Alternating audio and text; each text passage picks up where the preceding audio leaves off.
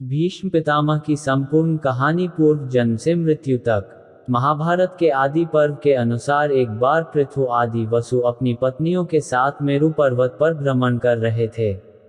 वहां वशिष्ठ ऋषि का आश्रम भी था। एक वसु पत्नी की दृष्टि ऋषि वशिष्ठ के आश्रम में बंधी नंदिनी नामक गाय पर पड़ गई। उसने उसे अपने पति द्यौ नामक वसु को दिखाया तथा कहा कि वह यह गाय अपनी सखियों के लिए चाहती है। पत्नी की बात मानकर द्यौ ने अपने भाइयों के साथ उस गाय का हरण कर लिया। जब महर्षि वशिष्ठ अपने आश्रम आए तो उन्होंने दिव्य दृष्टि से सारी बात जान ली। वसुओं के इस कार्य से क्रोधित होकर ऋषि ने उन्हें मनुष्य योनि में जन्म लेने का श्राप दे दिया। जब सभी वसु ऋषि वशिष्ठ से क्षमा मांगने आए, तब ऋषि ने कहा कि तुम सभी वसुओं को तो शीघ्र ही मनुष्य योनि से मुक्ति मिल जाएगी, लेकिन इस द्यौ नामक वसु को अपने कर्म भोगने के लिए बहुत दिनों तक पृथ्वीलोक में रहना पड़ेगा। महाभारत के अनुसार द्यौ नामक वसु ने गंगा पुत्र भीष्म के रूप में जन्म लिया था। श्राप के प्रभाव से वे लंबे समय तक पृथ्वी पर रहे तथा अंत में इच्छा मृत्यु से प्राण त्यागे। कैसे हुआ भीष्म पितामह का जन्म? भीष्म पितामह के पिता का नाम राजा शांतनु था। एक बार शांतनु शिकार खेलते खेलते गंगा तट पर जा पहुंचे। उन्होंने वहां एक परम सुंदर स्त्री देखी। उसके रूप को देखकर शांतनु उस पर मोहित हो गए। शांतनु ने उसका परिचय पूछते हुए उसे अपनी पत्नी बनने को कहा। उस स्त्री ने इसकी स्वीकृति दे दी, लेकिन एक शर्त रखी कि आप कभी भी मुझे किसी भी काम के लिए रोकेंगे नहीं, अन्यथा उसी पल मैं आपको छोड़कर चली जाऊंगी। शांतनु ने यह शर्त स्वीकार कर ली तथा उस स्त्री से विवाह कर लिया। इस प्रकार दोनों का जीवन सुखपूर्वक बीतने लगा। समय बीतने पर शांतनु के यहाँ 7 पुत्रों ने जन्म लिया, लेकिन सभी पुत्रों को उस स्त्री ने गंगा नदी में डाल दिया। शांतनु यह देखकर भी कुछ नहीं कर पाए, क्योंकि उन्हें डर था कि यदि मैंने इससे इसका कारण पूछा तो यह मुझे छोड़कर चली जाएगी। 8वां पुत्र होने पर जब वह स्त्री उसे भी गंगा में डालने लगी तो शांतनु ने उसे रोका और पूछा कि वह यह क्यों कर रही है। स्त्री ने बताया कि मैं देवंदी गंगा हूं तथा जिन पुत्रों को मैंने नदी में डाला था वे सभी वसु थे जिन्हें वशिष्ठ ऋषि ने श्राप दिया था। उन्हें मुक्त करने लिए ही मैंने उन्हें नदी में प्रवाहित किया। आपने शर्त न मानते हुए मुझे रोका, इसलिए मैं अब जा रही हूँ। ऐसा कहकर गंगा शांतनु के 8वें पुत्र को लेकर अपने साथ चली गई। देवव्रत था भीष्म का असली नाम। गंगा जब शांतनु के 8वें पुत्र को साथ लेकर चली गई तो राजा शांतनु बहुत उदास रहने लगे। इस तरह थोड़ा और समय बीता। शांतनु एक दिन गंगा नदी के तट पर घूम रहे थे। वहां उन्होंने देखा कि गंगा में बहुत थोड़ा जल रह गया है और वह भी प्रवाहित नहीं हो रहा है। इस रहस्य का पता लगाने जब शांतनु आगे गए तो उन्होंने देखा कि एक सुंदर व दिव्य युवक अस्त्रों का अभ्यास कर रहा है और उसने अपने बाणों के प्रभाव से गंगा की धारा रोक दी है। यह दृश्य देखकर शांतनु को बड़ा आश्चर्य हुआ। तभी वहां शांतनु की पत्नी गंगा प्रकट हुई और उन्होंने बताया कि यह युवक आपका 8वां पुत्र है।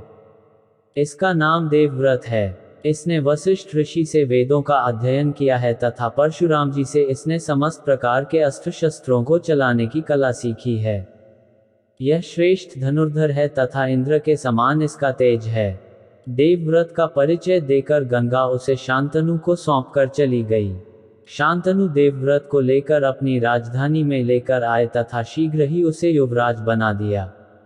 गंगा पुत्र देवव्रत ने अपनी व्यवहार कुशलता के कारण शीघ्र प्रजा को अपना हितैषी बना लिया। इसलिए देवव्रत का नाम पड़ा भीष्म।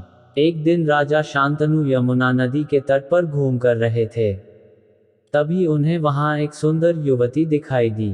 परिचय पूछने पर उसने स्वयं को निषाद कन्या सत्यवती बताया। उसके रूप को देखकर शांतनु उस पर मोहित हो गए तथा उसके पिता के पास जाकर विवाह का प्रस्ताव रखा। तब उस युवती के पिता ने शर्त रखी कि यदि मेरी कन्या से उत्पन्न संतान ही आपके राज्य की उत्तराधिकारी हो तो मैं इसका विवाह आपके साथ करने को तैयार हूँ। यह सुनकर शांतनु ने निषादराज को इनकार कर दिया, क्योंकि वे पहले ही देवव्रत को युवराज बना चुके थे। इस घटना के बाद राजा शांतनु चुप से रहने लगे। देवव्रत ने इसका कारण जानना चाहा तो शांतनु ने कुछ नहीं बताया। तब देवव्रत ने शांतनु के मंत्री से पूरी बात जान ली तथा स्वयं निषादराज के पास जाकर पिता शांतनु के लिए उस युवती की मांग की। निषादराज ने देवव्रत के सामने भी वही शर्त रखी। तब देवव्रत ने प्रतिज्ञा लेकर कहा कि आपकी पुत्री के गर्भ से उत्पन्न महाराज शांतनु की संतान ही राज्य की उत्तराधिकारी होगी। तब निषादराज ने कहा, यदि तुम्हारी संतान ने मेरी पुत्री की संतान को मारकर राज्य प्राप्त कर लिया तो क्या होगा। तब देवव्रत ने सबके सामने अखंड ब्रह्मचर्य की प्रतिज्ञा ली तथा सत्यवती को ले जाकर अपने पिता को सौंप दिया। तब पिता शांतनु ने देवव्रत को इच्छा मृत्यु का वरदान दिया। देवव्रत की इस भीषण प्रतिज्ञा के कारण ही उनका नाम भीष्म पड़ा। भीष्म ने किया था काशी की राजकुमारियों का हरण। भरतवंशी राजा शांतनु को पत्नी सत्यवती से 2 पुत्र हुए, चित्रांगद और विचित्रवीर्य। दोनों ही बड़े होनहार व पराक्रमी थे। अभी चित्रांगद ने युवावस्था में प्रवेश भी नहीं किया था कि राजा शांतनु स्वर्गवासी हो गए। तब भीष्म ने माता सत्यवती की सम्मति से चित्रांगद को राजगद्दी पर बैठाया। लेकिन कुछ समय तक राज करने के बाद ही उसी के नाम के गंधर्वराज चित्रांगद ने उसका वध कर दिया। तब भीष्म ने विचित्रवीर्य को राजा बनाया। जब भीष्म ने देखा कि विचित्रवीर्य युवा हो चुका है तो उन्होंने उसका विवाह करने का विचार किया। उन्हीं दिनों काशी के राजा की 3 कन्याओं का स्वयंवर भी हो रहा था। लेकिन काशी नरेश ने द्वेषतापूर्वक हस्तिनापुर को न्योता नहीं दिया।